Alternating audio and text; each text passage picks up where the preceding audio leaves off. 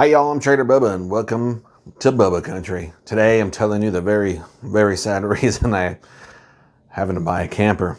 I'm going to give you my honest review of Camping World and my experiences of buying my camper through them and their service department and everything that came with it.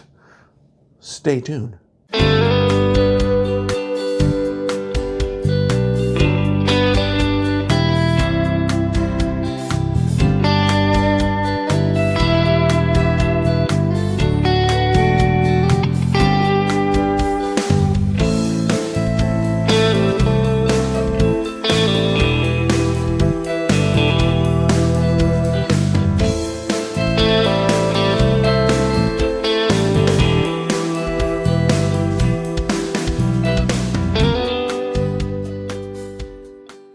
So I grew up going to a cabin up in northern Wisconsin in a small town called Hayward, Wisconsin, home of the Fishing Hall of Fame and my personal favorite lumberjack competition. This small town's been featured on a couple of shows on, including MTV's Real World, if you can believe it. But my dad grew up going to a small cabin up here in the 60s, and I obviously grew up going to the same small cabin. But as life so often does, it throws you a curveball. The cabin actually belongs to my grandmother, my dad's mom. She's in her mid-90s and having to move into assisted living, and she's having to sell both her house and the cabin really to pay for it. And to be honest, my dad was the one really taking care of this cabin for the last, 40 years I've been alive. And I just don't think he just didn't want the responsibility anymore. As sad as it is to see it go, it's also a bit of a relief because it's a lot of work to keep up that place. And there's other options available to us. I'll be honest, I was a bit devastated. I really thought I would retire on that land someday and spend my summers there and be buried up there. But you know, you can plan all you want. Life's gonna smack you around either way. And there were some other options available to us. Namely, there are a ton of great RV resorts in the area. It's on this massive lake called the Chippewa Fluid. The lake is massive, and we found a wonderful RV resort with a seasonal camping spot available. And I did the best I could in buying the camper that, quite frankly, I grew up in, which is a pop-up tent camper. So the idea being that I live here in Southern California, and the summer months, when quite frankly it's too hot to camp in California, I would deliver the pop-up camper to the seasonal camping spot, and that way I could spend a week up at the lake where I grew up, and then my dad would have free reign of the camper for the rest of the summer, and then in the fall he would either take it back or I would come pick it up to use it during the winter months. And have like an awesome fun road trip with the wife. It's really seeing the country in our beautiful pop-up tent camper.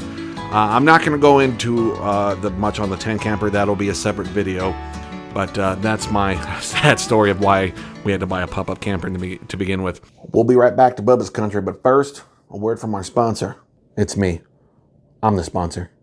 Hey y'all, here at Trader Bubba's, I'm selling some fun, awesome merch, and guess what? It's all for charity, all for a good cause. None of the proceeds go to me, none of it goes to this YouTube channel. It's all for good. So do me a favor, check out TraderBubba.com. I have a ton of fun, free shirts, funny, outdoorsy, whimsical. I got pillows, coffee mugs, you name it, I got it. Please check it out. And don't forget to follow me at Facebook.com/TraderBubba. Look for my cousin Emmy here and the beautiful girl with the red shirt, and you're going to find a massive discount code on that first order. So let's all get together and raise money for a good cause here at Trader Bubba. I bought a pop-up for two main reasons. Number one, this is the car I'm driving. It's a 2022 Bronco Sport. It's only capable of towing 2,000 pounds. I just never planned on towing anything this early. I really thought it'd be another 5-10 years before I was even able to buy a camper. I don't want to say this was forced upon me. I did this willingly, but I didn't think a camper was in our such an immediate future. So I bought a baby Bronco. I love this car. It was inexpensive. I got it for the MSRP. If you're following cars at all, I did not pay any kind of markup for it. And I'm just really happy with the car. But it is only a 1.5 liter, and its towing capacity is only 2,000 pounds. This camper is 1,700. So that's why I bought a pop-up. Also, I grew up in a pop-up. My dad and my mom and I would always go glamping, as they call it, in a pop-up. And pop-ups, these newer pop-ups are so much easier than what we had when I was growing up. So my dad's just very excited. He loves a pop-up camper. He's very happy with it.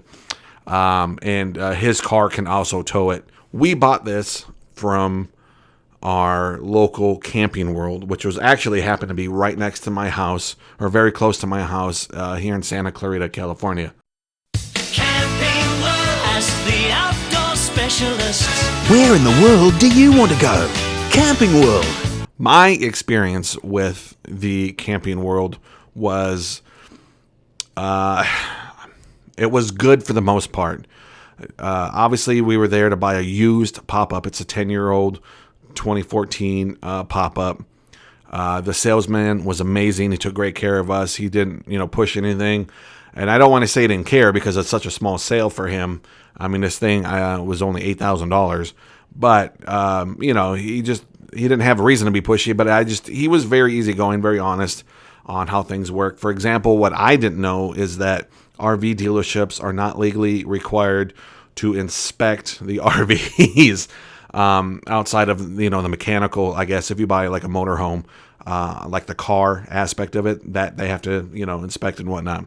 But for, camper trailers and whatever, they're not legally obligated to inspect that, nor are they legally obligated to tell you that they don't have to inspect it. But they do offer a service to inspect it, which of course, it costs extra money. It generally is going to cost $2,000 to have them inspect it. He cut that way down for me because, again, it's not an RV. It's just a simple pop-up. There just isn't that much to inspect. So I think he took about 65% off of that price for me. And I wanted it done. Everything was going smooth. We did finance it. I don't know why. I don't like spending all my cash. So we did finance it, and they wanted such a small down payment in order to make the loan work. I mean, whatever. My monthly payments on it are nothing, but I'm gonna probably play like quadruple what my payments are, just because I don't want to spend too much on interest. But financing it was it was hilarious. I've never financed such a small loan before, and it was really fun. And the lady there was awesome and super helpful. If you do buy an RV, new or used, you get entered into, I always call it Sam Goody, and I'm sorry, I know that's wrong. It's their Good Sam, I think it's called, program. And with their Good Sam program, you get all sorts of amenities. There's a number of different programs you can get entered into for finding camping spots. They help you plan your trip. There's roadside assistance. My insurance is actually through them for the thing. The insurance for the unit only costs $100 a year, but that's also because I'm in California, and there's just almost zero claims on pop-ups in California. So the insurance was, basically free for up to like $500,000 on it. And they help you. So they help you with everything, and all that was great. It was smooth. It was easy. The problem, I feel, is their service department. They had to rewire or add additional wiring to my Bronco. Now, I got the tow package on my Bronco Sport, but the state of California, God bless them, requires you to have the 7-pin wiring for the e-brake on all travel trailers. Most states, especially Minnesota where I'm from, the trailer has to be over a certain weight. In Minnesota, I know if the trailer is over 3,000 pounds, boom, you have to get that additional e-brake wiring on there. If it's less than 3,000 pounds, you don't have to worry about it. This camper is only 1,700 pounds. But California, they want it on everything. So they had to wire that into my Bronco. And I got to be honest, they didn't know how to do it. They had a lot of trouble. What was supposed to be a simple fix turned out to be an all-day problem. Also, there was a really huge miscommunication. The service department was expecting me there at 9 a.m., and I was told not to be there until 1 p.m. I was going to drop off the car. They were going to do the simple wiring procedure while I finished filing my finance paperwork to finance the trailer. that turned out to be a huge cluster F word. And we ended up being there really late. Here is us getting to Camping World, being excited. My Bronco's getting wired, and we're going to go camping. We're picking up that camper and taking it to a very close camping spot because I live in such a rural area. I'm actually surrounded by camping spots within a close radius on some lakes. We were going to go break it in at a local camping spot, really inexpensive, and we were there all day. We were there longer than some of the people that actually clocked in and get paid to work there. The gentleman that was rewiring the Bronco was having a really hard time. I will say he did stay late and made sure the job was finished and helped me hooked it up and went over some things. But that was, the inability to wire it was a huge problem. They sold us a used camper without keys. They ended up not having keys for it. So they had to order, obviously, a new lock for the door. All right, not a problem. A month goes by. Where's this lock? I'm calling them. Hey, we've got some fairly large trips planned here with the thing. What's going on with the lock? Well, they're ordering the part. I don't know what's going on. They're having trouble getting a part. I emailed the manufacturer myself and said, I just bought this particular used camper. It's a 2014, Viking CWS 10, I think is the whole name of the thing. Unfortunately, it didn't come with keys, and Camping World is saying that you're having trouble getting a lock. And the manufacturer came back and said, I'm not seeing any orders for a lock. I'm not seeing any history of this. Can you send me photos? I sent them a photo, and they said, okay, yeah, your camper needs this particular part number. Here you go. Send me your information. So I called Camping World and said, you still having trouble finding the lock? Because I just got an email from the manufacturer. They have it. They can ship it today. Here you go. So I just forwarded them the email and had to do their job for them. Now, granted, this isn't costing me anything. Them replacing the lock is part of them, me buying it from them. So they're doing that, I guess you could say, more or less for free, depending on how you want to look at it. But I am having to wait. So currently I have a camper with no lock on it. And if you're at a campground, there's, at least here in Southern California, they're busy right now. It's the busiest time of the year. There's people around. How comfortable do you feel leaving your camper without a lock on the door? Granted, pop-ups aren't that secure to begin with, but just having them not able to just open the door, it gives you at least some peace of mind for the few minutes you're going to walk away from it. So that was a big frustration. And Camping World, you kind of let me down on that one. I shouldn't have to call the manufacturer and track down and order the damn part for your service department. But overall, would I buy from Camping World again? I probably would. I really want to hear more about their service department. Their sales and financing and everything is fine. I wasn't at all, I didn't feel pressured at all by the salesman. He was actually really nice and again, very honest and gave me a heads up on some things before purchasing it. And the gentleman that came and did the walkthrough and inspection with us was awesome. It was like the hottest day of the year. I mean, this guy was just red, showing me how to pop up and pop down the this camper. And I had to tell him, dude, take a break. Like, you're really red. Go get some water. So again, the people that work there are amazing. It's the service department that I feel like is just, at least at mine, is struggling. So what is your Camping World story? I want to hear from you guys. Tell me your stories with the service. I want not just all bad. Like, tell me the good, the bad, the ugly, and the beautiful.